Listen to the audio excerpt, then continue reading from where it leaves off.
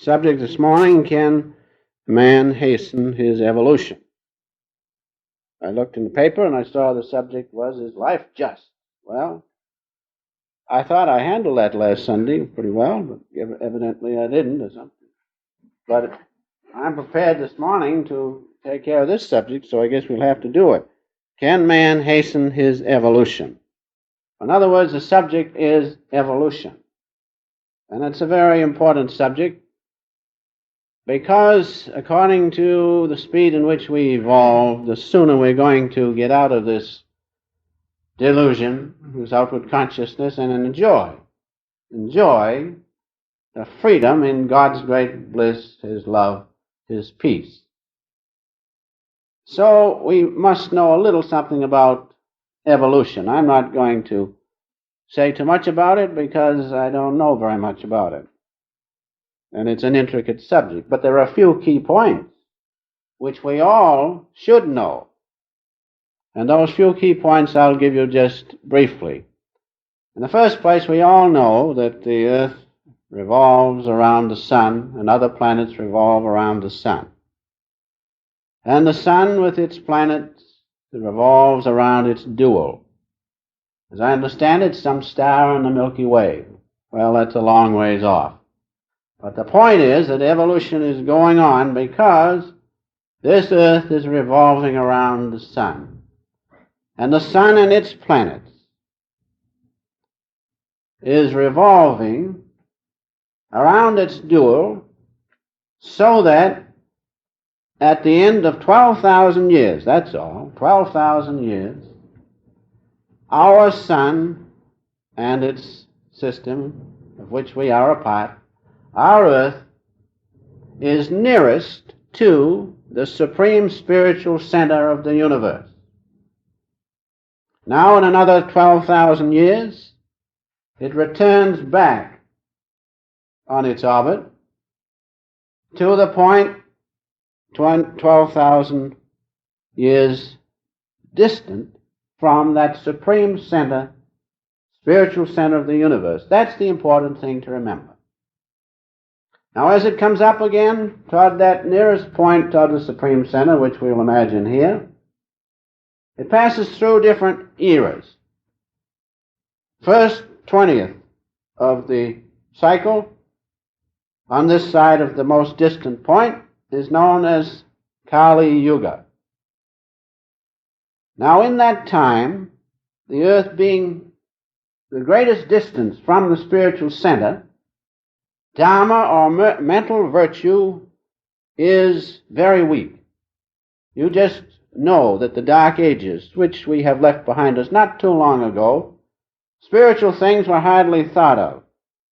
That is, man could not comprehend the real mental virtue.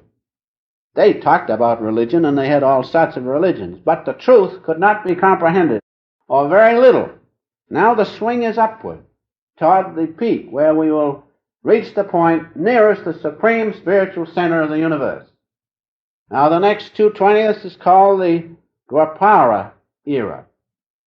And in that time, as we come up, men will be able to understand the electricities of this universe. We're in that era now. We're somewhat up in that era. And that's why we know about these different things of the universe, the mental electricities, the fact that matter resolves into electromagnetic force and finally into light.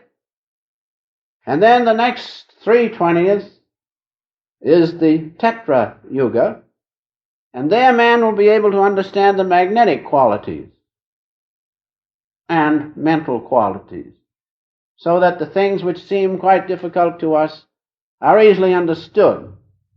And then the last 4/20ths, I think I've got the figures correct, the last 4/20ths, known as the Satya Yuga, it will be easy for men to understand spiritual things. So this cycle goes on. And it's easier to understand about God and such things. Down we come again to the lowest point. It goes on and on. Now, not everybody gets out, even at the top part. So if we can speed up our evolution by the science of yoga, especially pranayama, kriya yoga, we can, instead of waiting the million years it takes to eradicate the ego consciousness or the soul consciousness which has become attached to this body and this universe, known as the ego, we can, by this particular science, even in one lifetime, eradicate the ego or attain 1,000,000 years of evolution. Think of it. It can be done in 3 years. But that's a difficult task, because to do it, it has to be done absolutely correct, and there cannot be any bad karma or serious karma within us in order to do that. But we'll all be satisfied, I'm sure, to attain it in a lifetime of 20 years, say.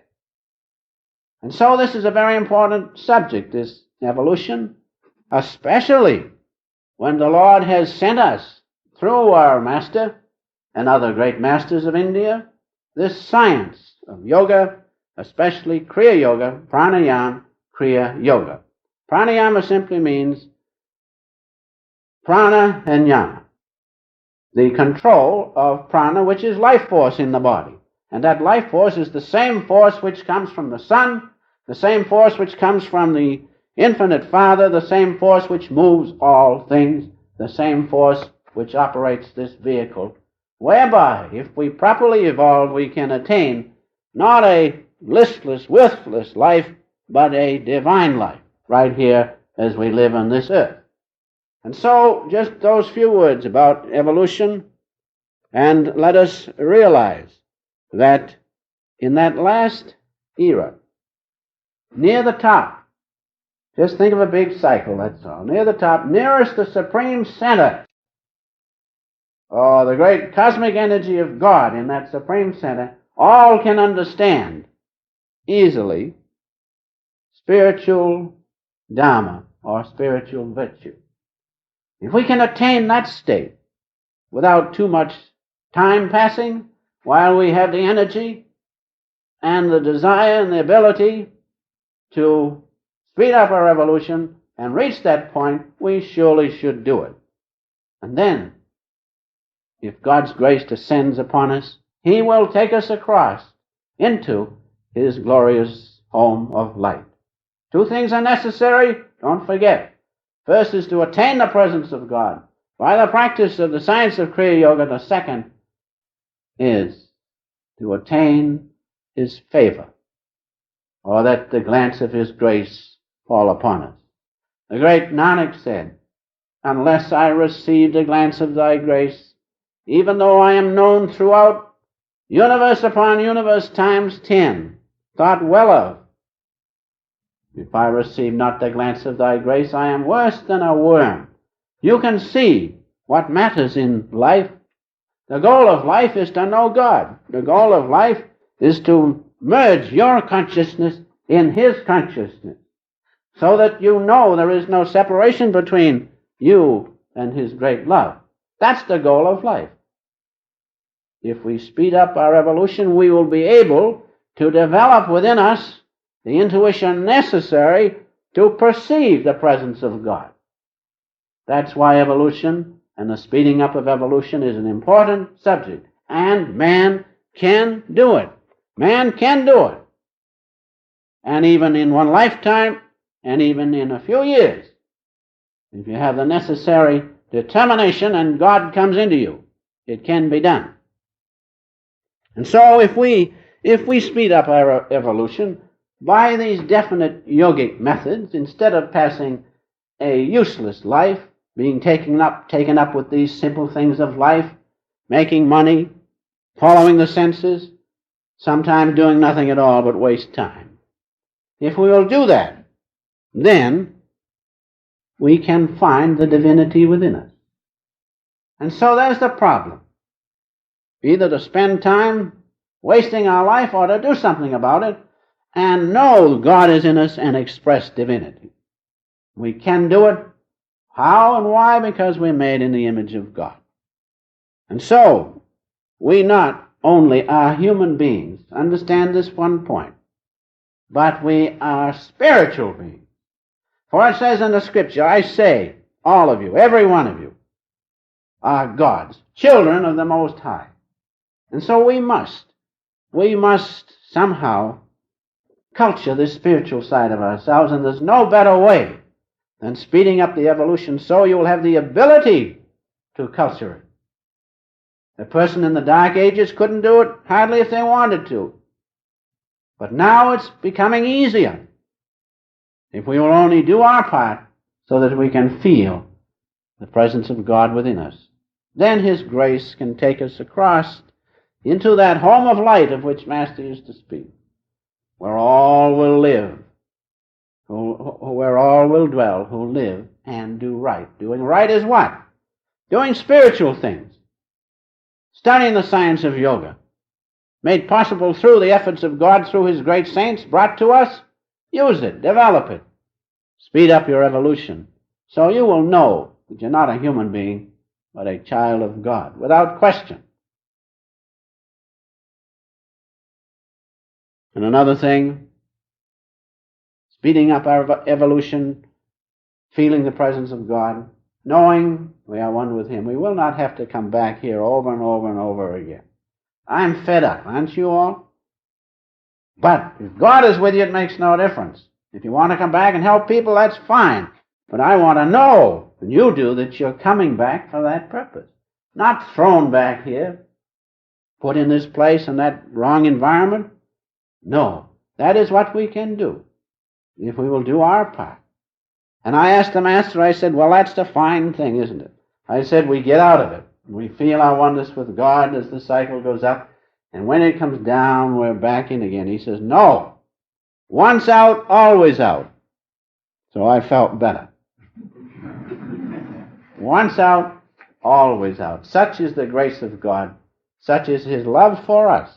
These are truths, deep truths, given to us by one of God's greatest channels of light, our beloved Master. Now we come to the point how to do this. How to do this. First, we must resurrect ourselves from a useless life. Remember, that's the first thing. Resurrect yourself from this useless life in which you are not accomplishing any definite thing. And then you have to use these different methods of yoga, especially Kriya Yoga, to realize the goal of life, which is to once more unite your consciousness with God. That's the goal of life. Those two things are necessary. First, to stop the useless living. Secondly, to do something about it, to make yourself able to reach the goal of life, which is oneness with your Father. We had that consciousness, as it says in Ezekiel, thou wast upon the holy mountain of God. We had the consciousness of the supreme center of the brain. We walked up and down midst the stones of fire. We had the consciousness of the centers of the spine, which control the body. All bodily functions are controlled there. We had that consciousness, but we lost it. Why? Because iniquity or delusion or attachment to this worldly living came in upon us. And so we were thrown out of the holy mountain, or this consciousness, supreme consciousness of God. We were thrown out because iniquity came within us, and then it multiplied. So much so, as it says in the Scriptures, that little spiritual consciousness which we had, even that will be taken away, unless, as we read in the Scriptures, you do something about it. You do something about receiving the Holy Ghost in a conscious, intelligent, real way, and knowing what you truly are. These are the truths of life. We being free agents, having free will, we can do what we like about them. We can accept them, or we can reject them. What are we going to do?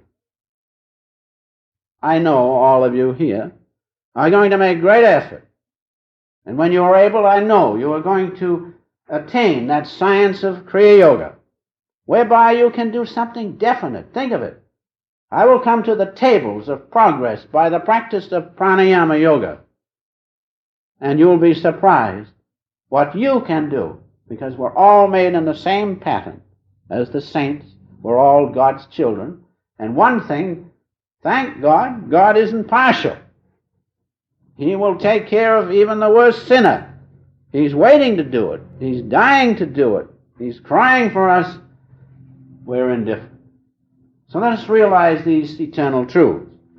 Now I have a reference, before we go on just at this time, from Masters. This is from the Gita. About life, the goal of life. Listen what it is. And you'll find the sooner you discard the ego consciousness, which is always messing things up, and get in contact with the presence of God, you're going to be better off. It says in the Gita, have no personal interest in the immediate event. Think of it. Without attachment, carry on your duty in life. How far from that we are. The least little thing that happens, we're all upset. And we tell everybody. Everybody's upset before we get through with it. These are facts. Have no personal interest. That means do the will of God without attachment. And so, have no personal interest in the event, the immediate event. Carry out the duty imposed by the position in life. Wherever you are, do it. Do it willingly as the will of God to please Him. You cannot fail. For it goes on to say, realize that Ishvara, which is God the Father, at once Lord and law, is the doer, working out the mighty evolution that ends in bliss and peace. That kingdom of God, of light, is peace and bliss. That's what we want, not a utopia on earth, because we'll never be satisfied with it. That's the rule. But in God only, in God alone, will we find fulfillment and full satisfaction. Therefore, it says, be identified with Him by devotion. He is easily attained by devotion, but not by mind nor intellect or ego consciousness. Be identified with Him by devotion, and then perform duty as duty, fighting without passion, without it touching you. That's the hardest thing to do. Or desire, without anger or hatred. That is, do it to please God, whatever your duty is. Thus, activity forges no bonds, there's no karma laid up. Yoga is accomplished, and the soul is free. From the Bhagavad Gita, there's a statement of the goal of life, what we should do, and the end result, peace and bliss in God's presence. Now, something about meditation or Kriya Yoga, or the science of Kriya Yoga. As I have said, pranayama is the control of life force in the body. That's what yoga does. Life force is that which activates us. Life force is our very existence. We couldn't do a thing without life force, and consciousness and life force go together. Understand that. If you can regulate the life force in the body, consciousness will go there. If you can take the life force which is attached to this body, break the attachment, put it in the spinal region, it'll supersede that region to the supreme center, and consciousness will go with it. That's the point which we must understand. This is the most scientific thing. If you can take the life force which attaches the soul to the body, and through the practice of Kriya Yoga, take it into the spinal region, then it will naturally go up to the supreme center where God and His angels dwell. It'll go there naturally, and the consciousness goes with it. That's the key. That's what Kriya will do. It will break the attachment of your soul to this body with its limitations. Being broken, so to speak, the attachment being released, the attention being released, it will go into the spine and form a great magnet there by this process of speeding up evolution. I'm coming to it in just a moment. A master has this to say about it. He says, Kriya Yoga is the fastest spiritual accelerator known to man. Kriya Yoga is the fastest spiritual accelerator known to man, if you do it. Some people get it, and they feel good in the initiation, the ceremony, and they sleep again. But if you will do it, as the Master says, it's the fastest spiritual accelerator known to man. And so that is why the world needs Kriya Yoga. The world needs to be spiritually accelerated, doesn't it? Look about you. It needs something. I'll take a chance on Kriya Yoga it needs to get out of the lethargy and the sloth in which it has found itself or gravitated to. Kriya Yoga is necessary, as our Master has said. And so, Kriya Yoga enables the true devotee, the sincere devotee, to speed up his evolution, thereby being free from attachment to the three bodies. This one we're pretty sure of. There's another one, the astral body, which ties us, and finally the causal body. Kriya Yoga liberates the soul from attachment to these things, and then the devotee is free in the infinite presence of God. Patanjali said, get rid of the mental cancer that you are the body. Get rid of it. As long as you think you are the body, you're stuck with it, so to speak, and you're bound by its limitations. Kriya Yoga will, without question of a doubt, get rid of that idea that you are the body, and you'll know you are not the body, as we say in our prayer, I am not this body, I am the infinite presence of God within. Kriya Yoga is a wonderful thing, and by it man can surely hasten his evolution. Now, how it works. How this works, it speeds up evolution. First you are able to take the life force which is distributed throughout your body to every little thing. You feel that little there because the life force is there. And the life force ties the soul to the body. Kriya Yoga takes that life force, breaks the attachment to the body, and places it in the spine, which is the way home to God, and forms a huge magnet in the spine. In Kriya Yoga, you revolve the life force around the spine, around the soul, which is the same as the sun and our earth. The same energy is in the sun. The same energy is in us. Therefore, in Kriya Yoga, we revolve the life force, the great energy of the universe, around the sun of the soul.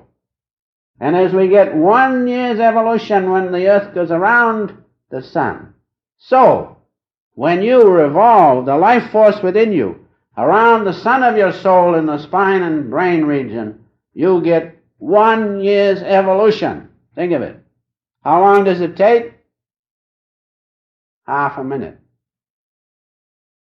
But to do a certain number of the Kriyas, say 14, plus 2 other aspects of Kriya, plus 2 other aspects of the same Kriya, it takes 5 minutes. Think of it.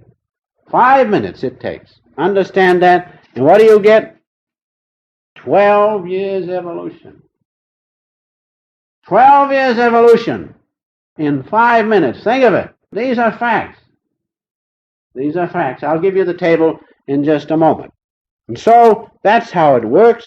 It magnetizes the spine and pulls the life force and consciousness into it. How can there be any attachment to your consciousness to the body then? It's impossible. That's what Kriya does. That's the first thing. The second thing, it breaks the attachment of the soul to the body. And it takes 1,000,000 years. It takes 1,000,000 years to destroy the ego consciousness or to allow the soul to realize it's not this body, it's not attached to it, it is a part of the infinite presence of God. It takes 1,000,000 years of evolution from the time we were a first little entity of life to what we are now. We know the ego exists. We know it all. That's what it's taken 1,000,000 years to get into that predicament. Now, if we can get out of it in a lifetime, think what a wonderful thing Kriya Yoga is. Now, and thirdly, one thing it does, as you magnetize the spine by this Kriya Yoga, you burn up those seeds of karma which are located in the lower spine. You know you have tendencies. I know I have tendencies. Some of them aren't any good. And they're always there to poke us and get us into trouble.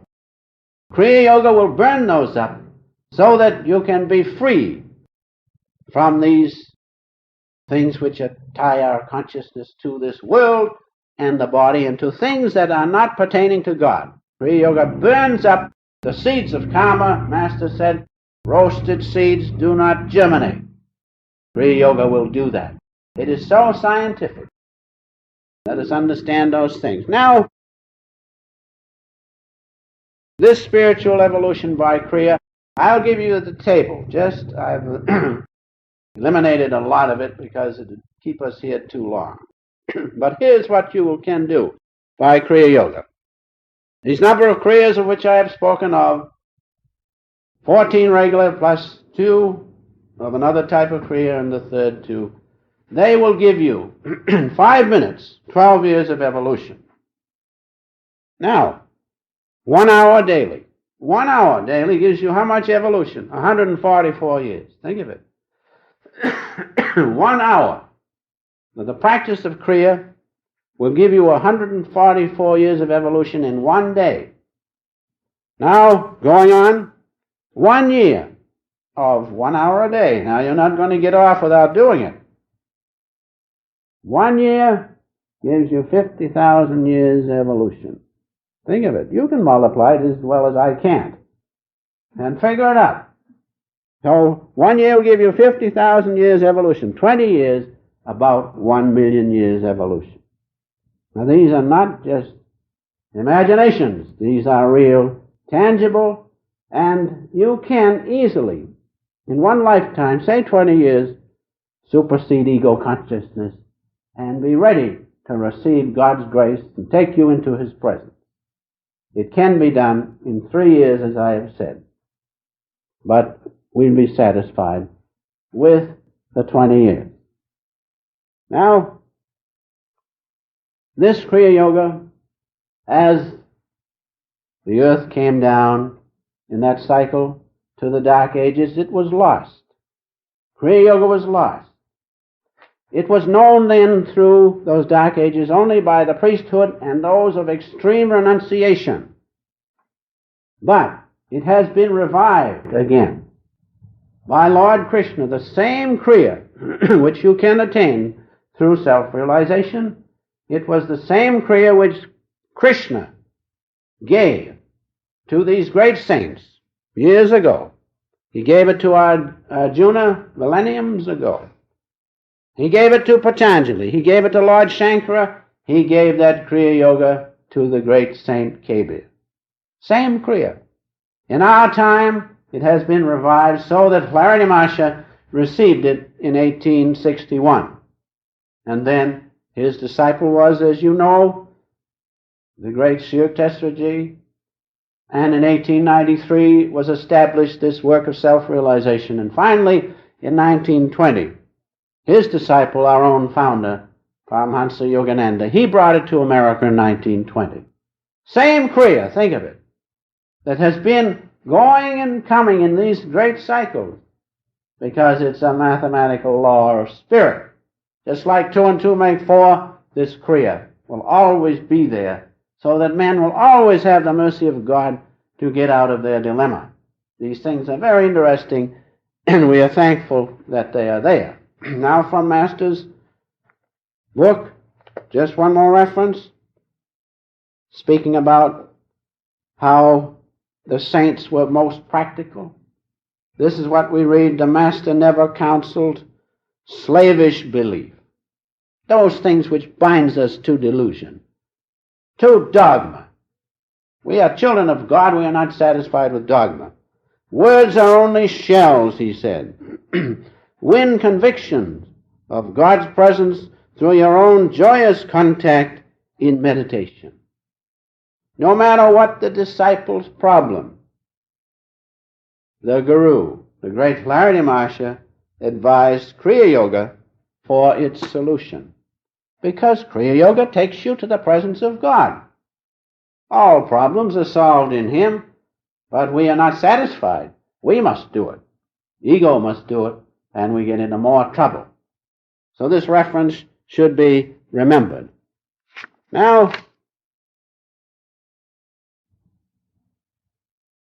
as I have said, before we go on, before we finish, a little incident comes to my mind which illustrates evolution. How even an animal can assume the semblance of a human being. I go to the desert once in a while, and just beyond Escondido, going along there was this little clearing and a little shed, and on one part of the clearing was this great big Palomino. Are those the yellow horses? Palomino horses. Big, nice horse. I think it was a mother horse, a mama. Because right by her side was this little animal, and he was always by her side. He wasn't exactly the same color she was, but he was always there, looking wise, not moving much, and he had two big ears that went this way, and sometimes they'd go up. And he wasn't just the same color, but he was a donkey. Somehow he was a donkey, and he was right there with his mother. And he was the cutest thing. His knees were together, a little knock-kneed, I think they call it. And he would stand there quietly. And every time we went by for weeks, there he was, there she was. And then one day we came by, and lo and behold, you know the donkeys are knock-kneed, and I think they rubbed their knees or something. And he had little things on his knees, little growths like warts, and I think they bothered him. Anyway, evolution worked. One time we came by, there he was, with pants on his front legs. It was the funniest thing I ever saw. Somebody had taken dungarees and split them up somehow, and there he was standing, looking with pants on. And up to here, the blue came up, and they had a strap over his shoulders. There he was, as near a human being in that part of himself as could be. When I saw that, I said to Mrs. Lewis, I've seen everything. She said the same thing. I never saw such a sight in my life. You think of it. A donkey with his big ears, quietly waiting, with pants on and knock-kneed. It was the strangest thing. It shows what can be done. Now that we've got that settled, let us finish. Just realize that the lesson is this. If we practice Kriya Yoga, we can supersede this delusion in which we find ourselves. Well, we do not know what we really are.